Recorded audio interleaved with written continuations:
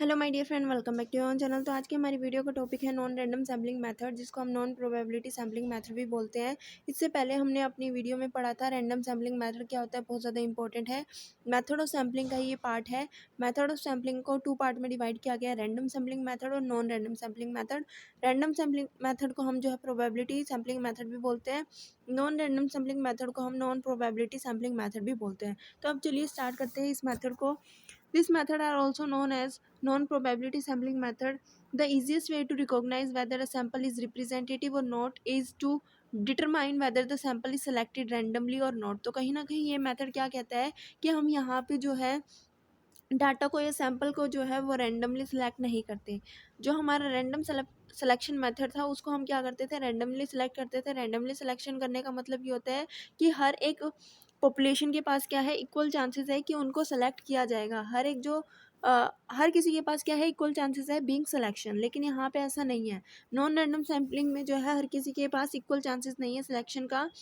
यहाँ पे सिलेक्शन जो होता है वो पर्सनली होता है, यानी कि कन्वीनियंस के अकॉर्डिंग होता है, जजमेंट के अकॉर्डिंग होता है या क्वाटा के अकॉर्डिंग होता है। तो nevertheless there are occasions where non random sampling are best suited for the researcher purpose. कई बार क्या होता है कि रैंडम सैम्पलिंग मेथड जो होता है वो सुटेबल नहीं होता है, तो उस केस में हम क्या करते हैं, नॉन रैंडम सैम्पलिंग मेथड का यूज़ करते हैं। सो कुछ वेरियस सैम्पलिंग मेथड है, नॉन रैंडम सैम्पलिंग मेथड है, वो क्या क्या है वो हम देख लेते हैं। 3 मेथड हम यहाँ पे पढ़ने वाले हैं। Convenience sampling method, judgement sampling method और क्वाटा सैम्पलिंग। ये बेसिकली 3 मेथड के बारे में हम आज पढ़ेंगे। कन्वीनियंस सैम्पलिंग क्या होता है? Convenience sampling refer to the method of obtaining a sample that is most conveniently available to the researcher.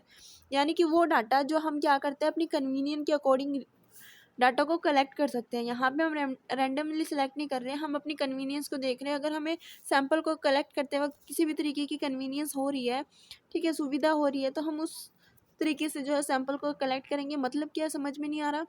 Example लेते हैं ताकि इस एग्जांपल से आपको अच्छे से क्लियर हो जाएगा कि मैं एक्चुअल में क्या कहना चाहती हूँ या कन्वीनियंस सैम्पलिंग है क्या।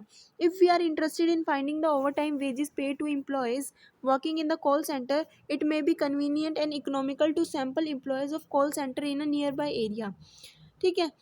Convenience sampling is extensively use in marketing study. पहले इसका कहाँ पे यूज़ किया जाता है? जब हम मार्केट के बारे में स्टडी करना चाहते हैं, तो जो हमारे कन्वीनियंस होते हैं, जो हमारे नियरर, हम अपनी पॉपुलेशन से, जो भी हमारे नियर पॉपुलेशन है, हम वहाँ से क्या करते हैं, सैंपल को कलेक्ट करना चाहते हैं। तो मार्केटिंग के बारे में जब भी स्टडी करते हैं कि कौन से प्रोडक्ट की डिमांड ज़्यादा है, कौन कौन कॉम्पिटिटर है, तो उस केस में हम ज़्यादातर इसका यूज़ करते हैं। तो एग्जाम्पल के थ्रू हमने समझा कि मान लो अगर हम क्या जानना चाहते हैं, if we are interested in finding the over time wages paid to employees who are working in the call centre में जितने भी वर्कर्स काम कर रहे हैं, हम ये जानना चाहते हैं कि अगर वो ओवर टाइम काम करते हैं तो उनको कितने वेजेस जो है वो एक्स्ट्रा पे किए जाते हैं। तो it may be convenient and economical to sample employees of all the call centres in a nearby area. हम क्या करेंगे, इसके लिए हम क्या करेंगे, हर एक कॉल सेंटर को कवर नहीं करेंगे। हमारा जो पॉपुलेशन एरिया है वो क्या है, कॉल सेंटर, क्योंकि हम कॉल सेंटर में रहने वाले वर्कर्स, काम करने वाले वर्कर जो ओवर टाइम काम करते हैं, स्पेसिफिकली हमारी जो पॉपुलेशन है वो वर्कर्स है जो ओवर टाइम काम कर रहे हैं, उनको कितने एक्स्ट्रा वेजेस पे किए जा रहे हैं वो जानना चाहते हैं। तो हमें यहाँ पे पॉपुलेशन का पता चल गया कि हम कौन सी पॉपुलेशन को कवर कर रहे हैं। तो यहाँ पे हम एंटायर पॉपुलेशन को कवर ना करके हम एक सैम्पल कलेक्ट करेंगे कि हमारे नियर बाय जो भी कॉल सेंटर है, हम वहाँ से जाके वर्कर से पूछेंगे जो ओवर टाइम काम करते हैं, और उनसे पूछेंगे कि उनको कितने वेजेस जो है वो पे किए जा रहे हैं। तो ये हमारे लिए बहुत ज़्यादा कन्वीनियंट है, इसमें टाइम भी ज़्यादा नहीं लगता और कॉस्ट भी ज़्यादा नहीं आती। उसके बाद आता है जजमेंट सैम्पलिंग। जजमेंट सैम्पलिंग क्या कहता है? Judgement sampling method is also known as purposive sampling. For example, in business judgement sample is often use to measure the performance of salesman और सेल्स वूमेन। कई बार क्या होता है, हम जजमेंट के बेसिस पे सैम्पल को कलेक्ट करते हैं। मान लो कि अगर हम क्या करते हैं, किसी भी एक बिजनेस के अंदर जो परफॉर्मेंस है उसके वर्कर्स की, वो जानना चाहते हैं, चाहे वो सेल्समैन हो चाहे सेल्स वूमेन हो, वो किस तरीके का जो है वो परफॉर्मेंस दे रहे हैं। यहाँ पे जज करते हैं उनकी परफॉर्मेंस को, जिसने अच्छा या जिसने ज़्यादा से ज़्यादा सेल की उसको ही हम क्या करते हैं, सेलेक्ट करते हैं। तो यहाँ पे जो हम सिलेक्शन कर रहे हैं सैम्पल को, वो उनकी जो है जजमेंट के अकॉर्डिंग, यहाँ पे रेंडमली हम क्या कर रहे हैं, किसी सेल्स पर्सन, सेल्समैन या वुमेन को सेलेक्ट नहीं कर रहे, हम उन जजमेंट के अकॉर्डिंग वे यहाँ पे सेलेक्ट करें। किस तरीके से हम जज कर सकते हैं? द सेल मैन या saleswomen are grouped into high, medium और low performer based on criteria specify quality. यहाँ पे जितने भी हमारे सेल्स पर्सन है, चाहे वो सेल्स मैन है, चाहे वो सेल्स वुमेन है, हम यहाँ पे क्या कर रहे हैं, ग्रुप बना रहे हैं अकॉर्डिंग टू देयर परफॉर्मेंस। कि एक ग्रुप में हमने उन लोगों को डाला जिनकी परफॉर्मेंस बहुत ज़्यादा हाई है, एक ग्रुप के अंदर हमने उन लोगों को डाला जिसकी परफॉर्मेंस लो है, एक के अंदर हमने उन लोगों को डाला जिसकी परफॉर्मेंस मीडियम है।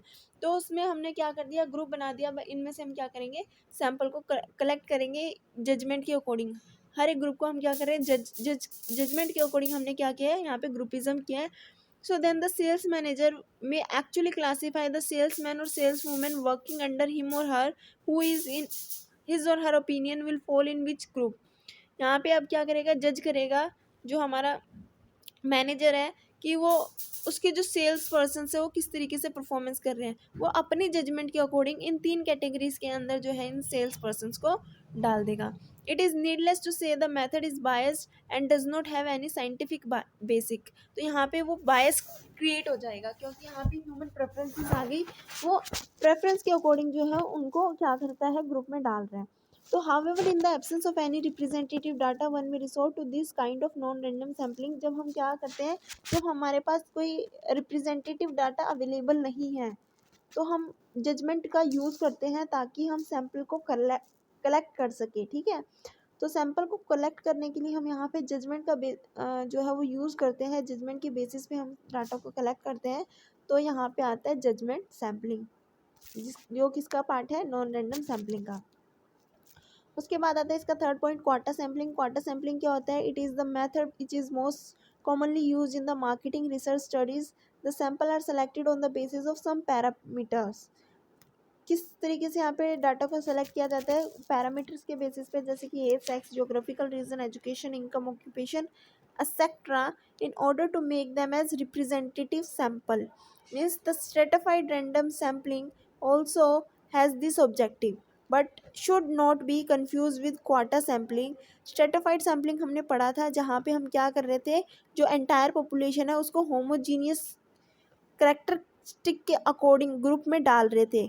ठीक है, और हर एक ग्रुप में से जो है वो सैंपल को कलेक्ट कर रहे थे। यही हम कर रहे थे स्ट्रेटिफाइड सैम्पलिंग में, कि जितने भी एंटायर पॉपुलेशन थी उसको होमोजीनियस ग्रुप के अकॉर्डिंग जो है हम ग्रुप में डाल रहे थे। यानी कि एक ग्रुप में सारे के सारे मेल आ गए, एक में सारी की सारी फीमेल्स आ गई, एक में ओल्ड एज पर्सन आ गए, एक में चिल्ड्रन आ गए। तो इस तरीके से हम क्या कर रहे थे, डाल रहे थे ग्रुप्स में। और सैम्पलिंग किस तरीके से करेंगे, हर एक ग्रुप में से हम क्या करेंगे, एक एक मेंबर को उठाएंगे, एक एक हम क्या करेंगे, सैंपल को कलेक्ट करेंगे।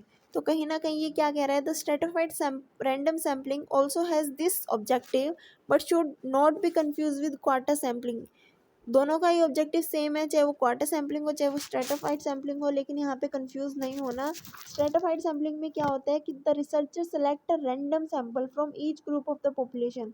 वहाँ पे रैंडमली सेलेक्ट किया जाता है सैंपल को। whereas in quarter sampling the interviewer has to quote fix for him or her to achieve। यानी कि यहाँ पे इंटरव्यू के बेसिस पे क्या होता है, सिलेक्शन होता है, क्वार्टा फिक्स किया जाता है। ठीक है, किस बेसिस पे, इंटरव्यू के बेसिस पे। For example, if a city has 10 market center, a soft drink company may decided to interview 50 consumer from each of these 10 market center to obtain the information on their products। It is entirely left to the investigator whom he or she will interview at each of the market center। वहाँ पे हम randomly select कर रहे थे, लेकिन यहाँ पे जो इंटरव्यूअर है या जो इन्वेस्टिगेटर है वो अपनी मर्जी से सेलेक्ट करेगा कि वो किससे इंटरव्यू लेना चाहेगा, किससे पूछना चाहेगा कि सॉफ्ट ड्रिंक उनको कैसी लगती है। ठीक है, जिस भी पर्टिकुलर मार्केट में वो सॉफ्ट ड्रिंक सेल की जा रही है उसी मार्केट में प्लेस में वो जाके पूछेगा। ठीक है, हर एक मार्केट प्लेस से जो है वो 50 कंज्यूमर्स को कवर करेगा जो उस कंपनी की जो सॉफ्ट ड्रिंक को कंज्यूम कर रहे हैं। तो यहाँ पे कहा गया, द इंटरव्यू में take place in the morning, midday, evening और it may be in the winter और समर। तो इंटरव्यू जो है वो कभी भी लिया जा सकता है। तो quarter sampling has the advantage that the sample confine the selected characteristic of the population that the researcher desire. Also the cost and the time involve in collecting the data are also greatly reduced by this method। Quarter sampling has many limitations। What are the limitations? Let us study about that। In quarter sampling, the respondents are selected according to the convenience of the field investigator। Quarter sampling में क्या होता है, respondent को select किया जाता है according to the convenience.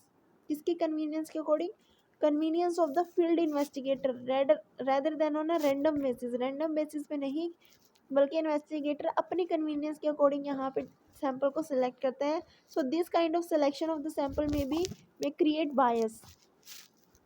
Suppose in our example of soft drink, after the sample is taken, it was found that most of the respondents belong to the lower income group. ठीक है. Then the purpose of conducting the survey become useless and the result may not reflect the actual situation. तो यहाँ पे अगर हमने soft drink की बात की तो जो लोअर इनकम ग्रुप के लोग हैं वो इतनी ज़्यादा सॉफ्ट ड्रिंक में अपना पैसा जो स्पेंड नहीं करेंगे. अगर तो हमने उनसे डाटा कलेक्ट किया है तो उस डाटा को कलेक्ट करने का कोई बेनिफिट नहीं बनता. उसके बाद आता है हमारा if the number of the parameter on which basis the quotas are fix are larger than it become difficult for the researcher to fix the quota for each sub group. तो यहाँ पे जो है हमें क्वाटा फिक्स करना पड़ता है पहले कि कितने लोगों से हमें जो है सैंपल कलेक्ट करना है. तो यहाँ पे जो है जो हमारा सैंपल है वो ज़्यादा लार्ज नहीं होना चाहिए. If the number of the parameter on which basis the quota are fix are larger, then it become difficult for the researcher to fix the quota for each subgroup. The field worker has the tendency to cover the quota by going to those places where the respondent may be willing to provide information and avoid those places where the respondent are unwilling to provide the information. So, for example, the investigator may avoid places where high income group respondents stay and cover only low income group areas. तो इससे भी हमें जो है proper data नहीं मिलेगा. I hope आप सभी को जो है वो पता चल गया होगा क्वार्टर सैम्पलिंग क्या होती है, जजमेंट सैम्पलिंग क्या होती है. ठीक है. तो ये थी आज का हमारा टॉपिक जिसमें हमने पढ़ा कि नॉन रैंडम सैम्पलिंग मेथड क्या होता है, किस तरीके से जो है हम यहाँ पे सैंपल को कलेक्ट करते हैं. और वीडियो अच्छी लगी तो लाइक शेयर सब्सक्राइब करना मत भूलना. क्वेश्चन बहुत ज़्यादा इंपॉर्टेंट है, एग्जाम पॉइंट ऑफ व्यू से काफ़ी बार आ चुका है, रिपीटेड क्वेश्चन है. Thanks for watching.